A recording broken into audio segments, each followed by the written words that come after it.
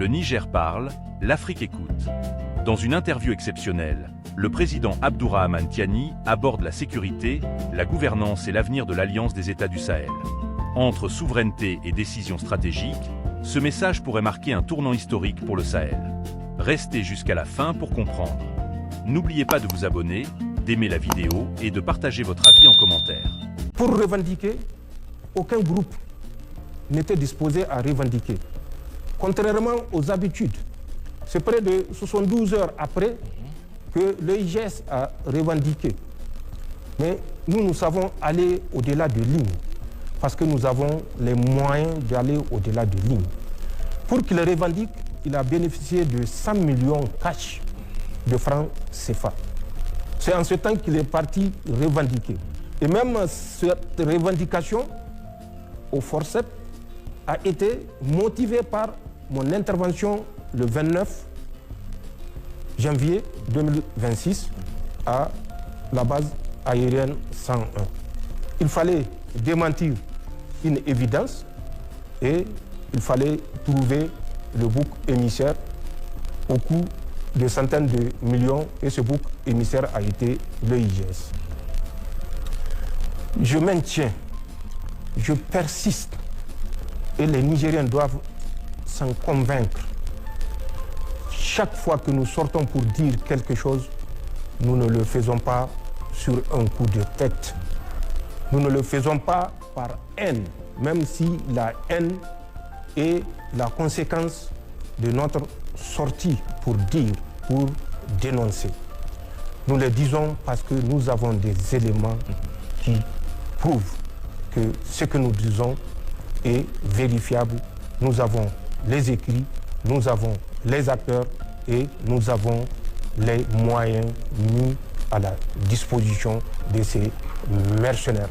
Ils ne méritent pas une autre qualification que celle des mercenaires et leurs sponsors ne méritent pas une autre qualification que des sponsors du terrorisme.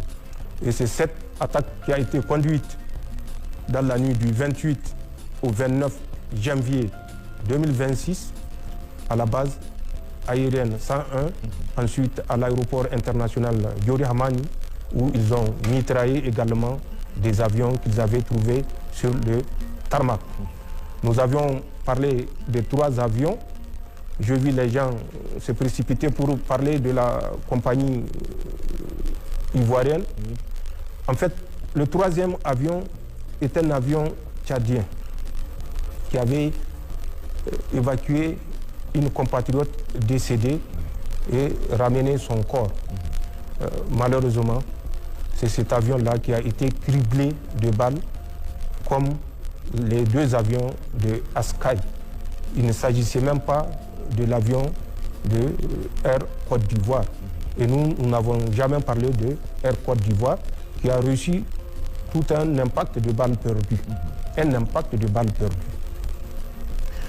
Donc, je le confirme ici, que cette attaque de la base aérienne et de l'aéroport international est une action commanditée par les commanditaires que j'avais cités et je persiste et signe parce que nous avons les acteurs, ce n'est pas un seul acteur, nous avons les moyens, nous avons les rencontres en amont qui ont eu lieu avec les acteurs que j'ai cités. L'attaque a été vaillamment repoussée. Bien sûr, comme je l'ai dit, la faille qui est inhérente à tout dispositif, qu'il soit nigérien ou d'autres pays, la faille a permis que cette attaque ait lieu.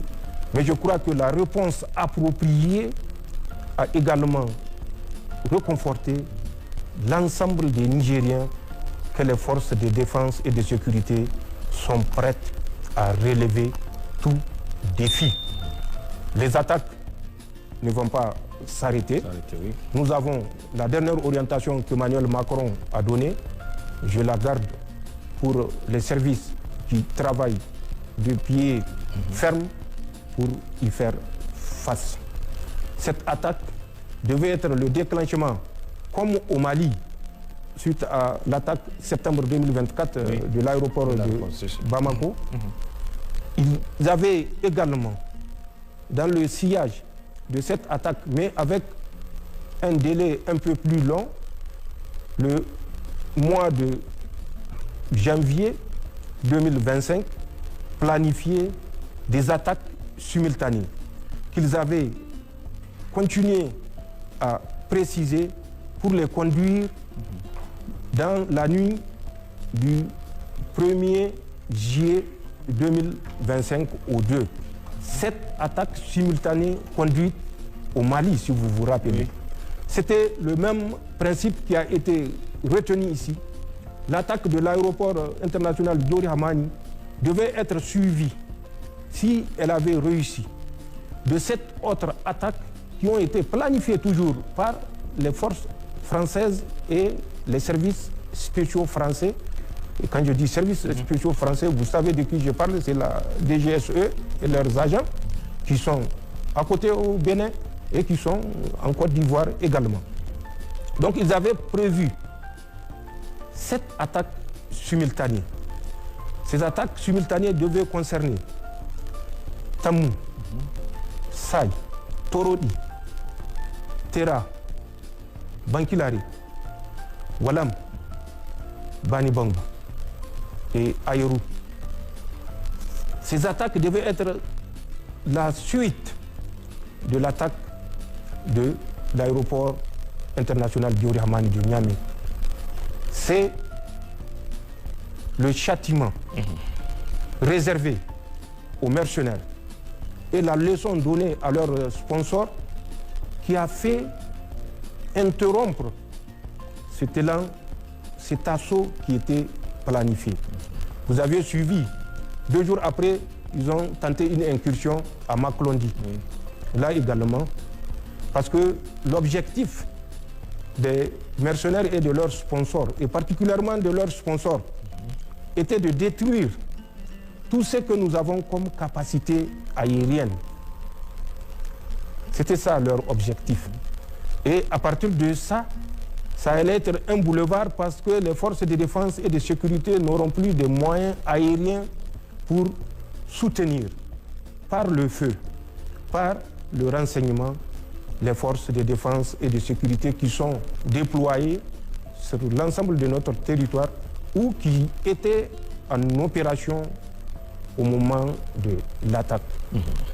Donc la planification des attaques successives à l'issue de l'attaque du 28 au 29 janvier 2026 était une planification des forces spéciales et des services français, mais nous savons avec, bien sûr, la bénédiction de leur mentor Emmanuel Macron et de ses laquais africains que j'ai cités, ouest-africains.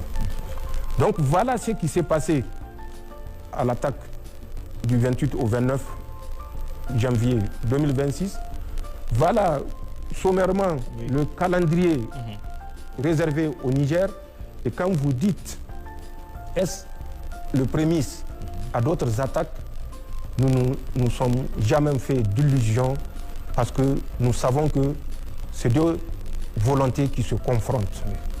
Et nous sommes convaincus, Inch'Allah, la volonté du triomphe, la volonté de la victoire est du côté du Niger, du côté de la Confédération des États du Sahel.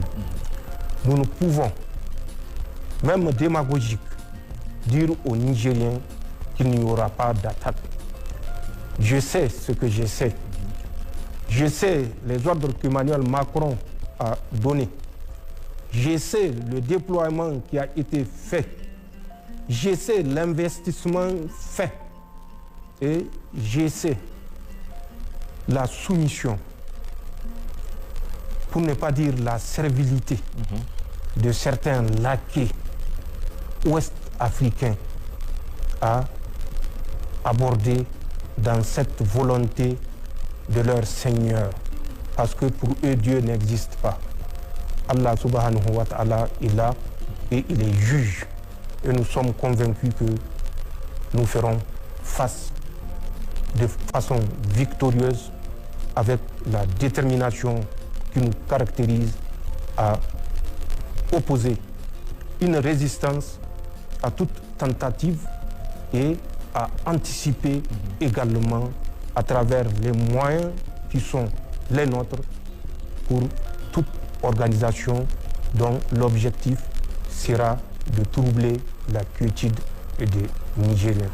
C'est ce que je peux dire de l'attaque, sommairement, que les Nigériens soient convaincus que c'est une attaque sponsorisée, c'est une attaque qui n'a pas atteint son objectif.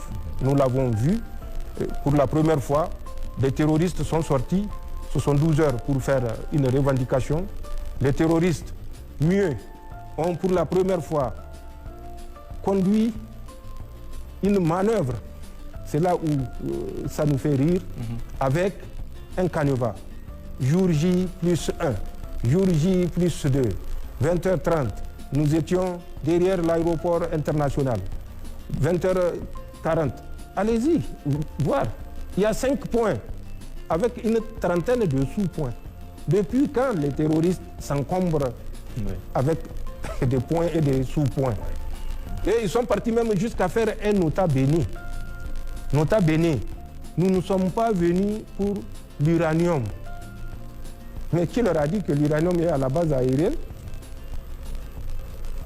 C'est pour vous dire que les Nigériens apprennent à lire entre les lignes et à comprendre. Mais nous avons certes les moyens de lire entre les lignes, mais en plus des moyens entre les lignes, nous avons également l'expérience, quand même, ça me fait 41 ans de service militaire au profit de mon pays. Même si c'est une leçon que je retiens chaque mois, multiplié 12 par 41, vous aurez le nombre de leçons et de leçons militaires que j'ai retenues pour vous dire que nous savons ce que nous faisons et nous ferons face, Inch'Allah, à toutes les velléités. Cette interview marque un moment important pour l'avenir du Niger. Entre sécurité, gouvernance et attente du peuple, le président a livré sa vision et ses priorités pour le pays. Mais une question demeure. Ces actions permettront-elles réellement de transformer la nation? L'histoire s'écrit maintenant. Donnez votre avis en commentaire, abonnez-vous et restez connectés pour suivre les grandes décisions qui façonneront le futur du Niger.